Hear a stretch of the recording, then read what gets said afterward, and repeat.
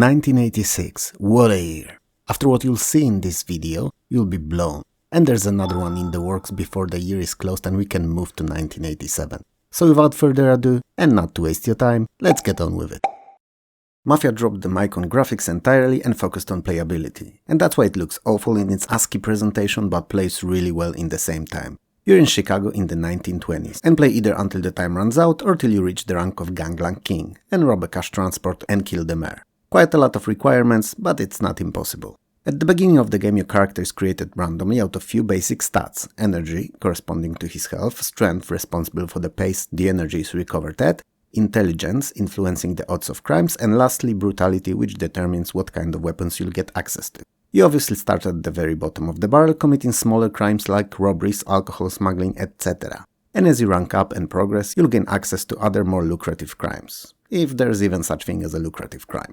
At a certain point, you'll be able to recruit a posse of up to 10 other gang members who will raise your chances at certain activities. The game is played in turns, each taking 1 month. During each turn, you can walk around the town a certain distance and enter various buildings, in which you get to perform multiple actions. Whether you want to or not, sooner or later you'll encounter other gangs and the police, and will have to enter combat with either, which is also turn-based and viewed from the top-down perspective. Every turn you can either move your characters or attack. Losing combat doesn't end the game, and if by any reason combat or otherwise you'll end up in jail, it's also not a game over. But you lose precious time from your life. Mafia is a C64 exclusive that's unlike most other games, and despite its simple presentation, it's really fun, especially that it can be played by up to 4 players at once.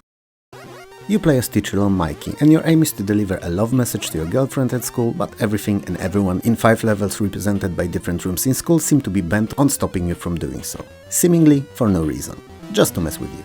Each room is different, has its own music theme and possess a bit different challenge, and they are classroom, changing room, cafeteria, gym and schoolyard, all connected via school hall. To get to your girlfriend though, you need to collect all hearts in all levels. Each heart collected adds a letter to the top of the screen, and when the message is completed, you can leave the room and go to the next. All the way through teachers, the janitor, school cook and other students among others will try to stop you. But there is no stronger force than love. Not even gravity of a situation dawning on someone who suddenly realized that they sold their pants in a room full of people. So sooner or later, you'll get to your girlfriend. I always liked Mikie. And I don't only mean my good buddy that I have drinks with each weekend, but the game. It's just fun. And I'm not sure much more needs to be said about it. N.O.M.A.D is an arcade flick screen shooter where you play as Ricochet, a super assassin, and are sent to an enemy bunker where you need to take out all the assassins before the time will run out. The bunker is made up out of 8 areas connected by transporters, and each screen is divided into 2 areas, lower and higher, connected by elevators. You're armed with a gun and your objective in each level is to kill a set number of opposing assassins before you can move to the next. Other than the assassins, an issue may be the guards, which don't directly target you but just shoot in panic left and right. They have to be either shot or avoided, whichever you prefer. Losing all the energy or having the time run out costs you 1 life. When all are lost, it's game over. N.O.M.A.D feels like a typical side-scrolling shooter from the latter half of the 80s and plays like that too. Mission Elevator is an action-adventure game where you play as an FBI agent trying to recover pieces of a bomb defusal code and then defuse the bomb itself. It has been hidden by an opposing intelligence agency on the top of a hotel skyscraper, and you're the only one fit for the job. And I gotta give it to you, you're awesome. No, really. By now, after whatever how many videos I've released, you've saved like at least a dozen or 2 countries, couple of universes, hundreds of ladies in distress and a kid or 2. Clearly, there are no limits to what you can do. You rule. So, you're searching the hotel floors for hints on how to deactivate the bomb, and the hotel itself is divided into 9 sections, and each contains 2 hints. And they can be anywhere, under a chair, inside a plant pot, behind the painting, and to find them, you'll need to search all objects you come across. Similarly, you would have in Impossible Mission. To move from one section to another, you need a key to the emergency door. It is held by a porter who is behind one of the few blue doors on each level. The enemy agents can come anytime and from anywhere, kinda like diarrhea, and they always wear trench coats. And I have no bad pun for that. They have to be disposed of ASAP, because if you lose a life more than 8 times, it's game over. The Movie Monster game is a much improved version of Epix's earlier title Crash, Crumble and Chomp, and it puts you in feet, well, in pose or close really, of a monster that you choose and sends you on a mission. And it can be anything from destroying a particular well-known site, through rescuing your abducted young, to erasing a city from existence. You know, your basic monster B-movie scenario.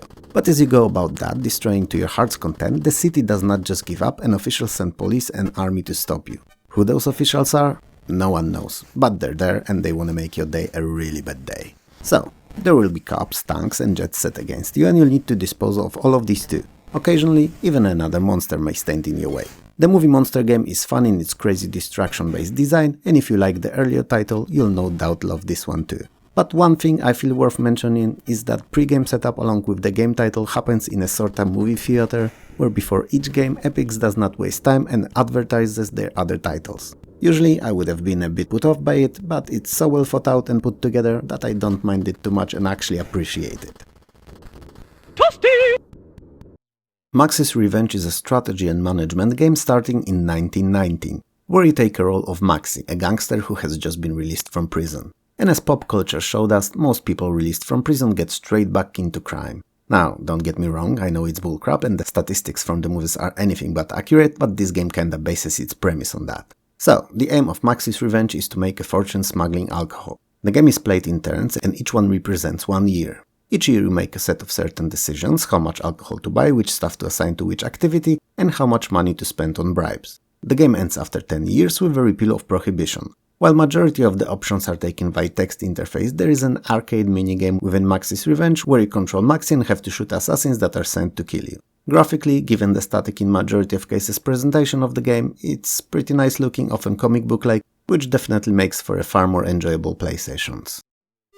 Murder on the Mississippi is a detective adventure game in which you must solve a mystery murder on a luxury ship Delta Princess. It is loosely based on Agatha Christie's Death on the Nile. Traveling from New Orleans to St. Louis, our duo of detectives, Sir Charles and Sir Watson, are mixed up in the murder case by chance, which now they must solve. Other than the two detectives, there's 8 people on the ship and each of them can be spoken to once per each new piece of information. So it is crucial to talk to everyone whenever something is discovered, as when something new will surface, all the previous informations become inaccessible, and suspects can talk about only current information. Which, in my eyes, is just bad design that can lead to being irreversibly stuck in a game unable to progress any further. If you like detective-style adventures, Murder on the Mississippi is definitely one to try out, though keep in mind what I said, and that 2 of the rooms are booby-trapped, and if you're not gonna react soon enough upon entering, it will lead to an instant game over, which is beyond annoying. A villain Sirius T. Gross has built an artificial asteroid Telos and directed it towards the Earth. Only the Nemesis organization's mobile attack droid 471, in short N.O.M.A.D, can save the Earth now. And guess who's gonna get to steer it? Yep, it's you again. N.O.M.A.D is a top-down shooter where you travel through a city fighting enemy forces. Initially the game is very linear, but with time it features various junctions, so you'll be looking for many different routes to your objectives, and there will be quite a lot of backtracking. You'll fight numerous enemies, you'll destroy their spawn points, wall-mounted guns, and will look for switches and then doors that they open. As engineers behind the city's design did not mount switches next to the doors that they open for some reason. The controls of N.O.M.A.D take a little while to get used to, but when you do, they feel quite natural. While there are definitely better shooters on C64, N.O.M.A.D's expansive world makes up for it with a deep sense of discovery. Ninja is a small game. No, really. Given a bit of practice, it could perhaps be completed in around 10 minutes. And there's really no extra content that would encourage consecutive playthroughs. But it's not a bad game at all, and that's why it's disappointing that it's so short. Anyway, it's a side-scrolling versus fighting game, so not really a beat-em-up, in which you play as a ninja who has to go through a series of opponents, defeat them and collect 7 idols. If you have all 7, it's a winner-winner chicken dinner. And that's why you get for it too, a single word, winner. Now, I know that this 8-bit system had limited capabilities, but we've seen plenty enough games already to know for a fact that C64 was capable of much more. All that said, before you're proficient enough to complete the game straight up, you'll have quite a bit of fun playing it, a few good times failing. And other than the martial arts combat you'll engage in, you can also use daggers and shurikens, which both make the combat encounters considerably faster and easier. Panther is an isometric scrolling shoot-em-up set on the space colony Xenon that has been attacked by aliens. You fly a fighter transport ship codenamed Panther and have to evacuate remaining colonists while fighting off waves of alien ships. Panther's controls are unusual. You can move left and right and change your ship's height, there's no reverse though. The movement of Panther is dependent on its height, so the higher it is, the faster it moves. Enemies change their height too, and their shadows should help you indicate how high they are. To evacuate people you have to land near them and wait till all of them enter your ship. After all levels are complete, the game circles back to the first, as it is played for points and you get the most saving people. And there's no real ending other than the death. Wow, that's either deep or painfully realistic. Oh, I'm gonna make some enemies with this one. But I never really understood Paperboy's popularity. I mean, it's fun and all for a game or two, but definitely not something I would have assigned a cult status to. Anyway, Paperboy originated in the arcades, and given its huge popularity, it was ported to anything that had any kind of processor in it. Kinda like Doom was in the early 2000s and then Skyrim in 2010s. So, there was virtually no system without Paperboy's port in the late 80s. Simply put, in Paperboy you're just that, a bike newspaper boy delivering daily press to your subscribers and throwing it into potential future ones' homes too. You can carry up to 8 newspapers at the time, but there are bundles along the way that you can pick up to replenish your stock and keep on delivering. If that was it though, there wouldn't have been anything special to the game, and it would have ended up rather dull. This is not the case however, and anything and everything that will come your way will try to stop you from fulfilling your deliveries and earning enough money for your first pack of cigarettes and first beer. So, pedestrians, construction workers, dogs, rolling tires, remote-controlled cars, lawnmowers, children, skateboarders, limousine snobs, Harley rockers, Grim Reaper, fences, curbs and manhole covers, all of them will try to impede your progress in an active or passive way. Life of a paperboy is not easy after all. So keep all of this in mind and, well, good luck. Parallax is a sci-fi top-down multi-directional arcade shoot-'em-up. The AI has taken over and the world is controlled by the computer known as the Big One. Its code and security measures are way too difficult to crack for you, so you must find scientists who can. They are not too keen on cooperating though, so you must drag them and bring them to the Big One, where they will unlock one letter of a passphrase each. It sounds easier than it actually is though, as while you fly around looking for the scientists, the Big One keeps throwing enemy units at you that you need to dispose of promptly, cause they're more than capable of ganging up on you. Interestingly enough, in Parallax you can get out of your ship and patrol the area on foot. You can buy improved weapons and shield recharges too, to stay on top of the AI menace and its forces. While the premise and graphics of Parallax are top-notch, the gameplay feels a bit odd, as if it was just a mashup of many ideas put together and asked to work well. Don't get me wrong, Parallax is not a bad game, it just feels more like an alpha than a complete product.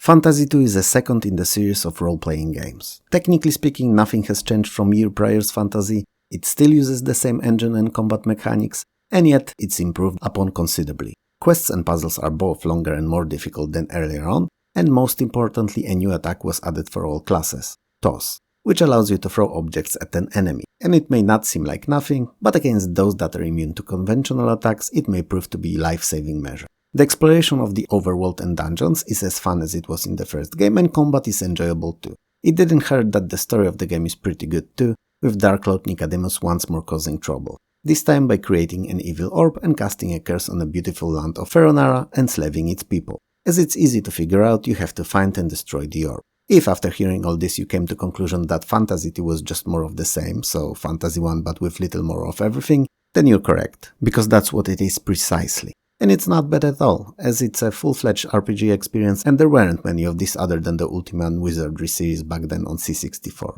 While you can import your party from the first game, all of their equipment is removed and most experience and gold too, so it offers just a tiny improvement over a freshly created one. And if you manage to roll good characters at the beginning, importing older may even bring worse characters than those new ones are.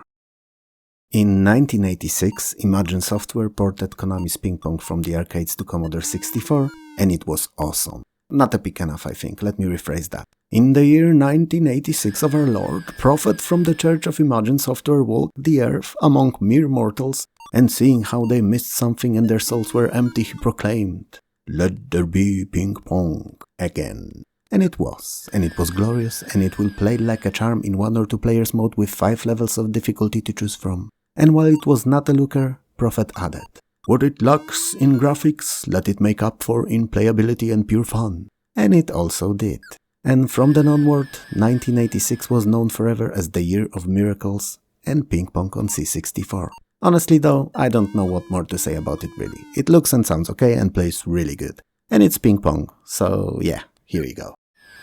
I've seen comparisons between Pirates of the Barbary Coast to Sid Meier's Pirates, and it's unfair to either. For one, Pirates of the Barbary Coast, while tackling a similar subject, is its own game. And for two, Sid Meier's Pirates is much better. Anyway, for the sake of not mixing it up with the cult classic, I will call our subject game from now on Barbie. So, Barbie is a maritime trading and strategy game set along the north coast of Africa, where you're Captain Articus and you fall a victim to a terrible scheme. A lecherous pirate Bloodthroat kidnapped your daughter Catherine during a stopover in Casablanca. and he now demands 50,000 gold pieces as a ransom in only 30 days. And you have nowhere near the amount needed. Clearly he picked the wrong target.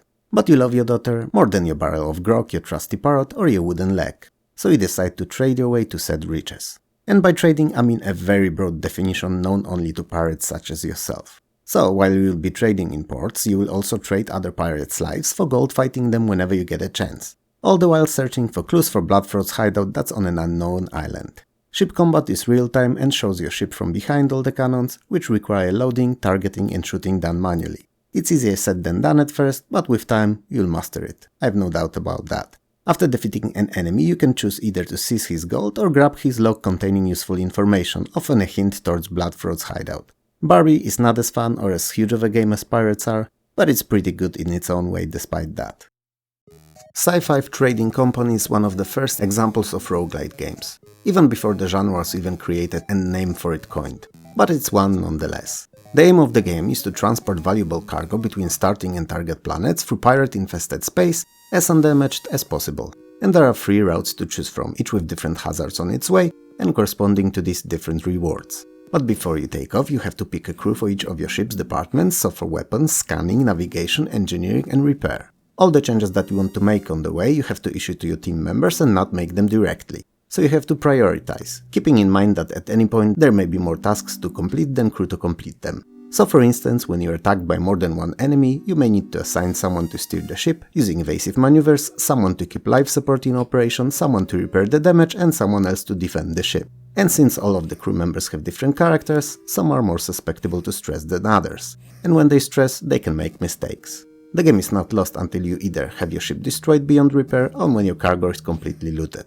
Sci-Fi is hectic fun, and that's the best way of describing it. It's similar to modern FTL with a slight difference that in FTL you're not delivering anything but are running away from something. So if you like roguelites or anything I just said sounds even remotely interesting, give it a go. Rambo is sent on a reconnaissance mission into a prison camp in Vietnam, where he's supposed to capture photographic evidence only. He finds his close friend Banks there, however, and decides to free him and wipe all the enemies out. And when did he historically ever fail at that kind of a mission? Rambo First Blood Part 2 is very similar to Commando, in that it's a top-down shooter with infinitely respawning enemies. It differs from Commando, however, because it's always scrolling and doesn't just move vertically upwards. You start with 3 weapons, knife, regular and explosive arrows, but soon enough you'll get your hands on considerably better gear.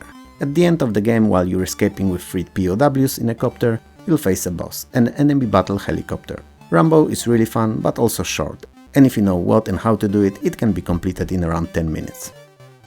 Revs is probably the most authentic racing simulation on any of the 8-bit systems. It's a Formula 3 racer with realistic handling, controls, tire behavior and 2 tracks of real-life Silverstone and Brandes Hatch, both modeled to such degree that even lie of the land is represented in the game realistically. You can even adjust the aerodynamics of your car if you want to. You can, I can't because I'm too stupid to. Anyway, both opponent cars and your bolid's cockpit are beautifully for the capabilities of the system recreated in the game and animated smoothly. The only downside of the game is that the sound leaves a little to be desired, so you only ever hear your own car. If Revs looks to you oddly similar to F1 GP on the Amiga, then it's good, because it could be considered its smaller brother as it was programmed by the legendary Geoff Cramont. A year after dropping Revs, Revs Plus was released and it featured 4 additional tracks and full joystick compatibility. If anything, Revs is a proof that even as little power-wise system as C64 could, if left in hands of talented people, offer a very realistic simulation experience.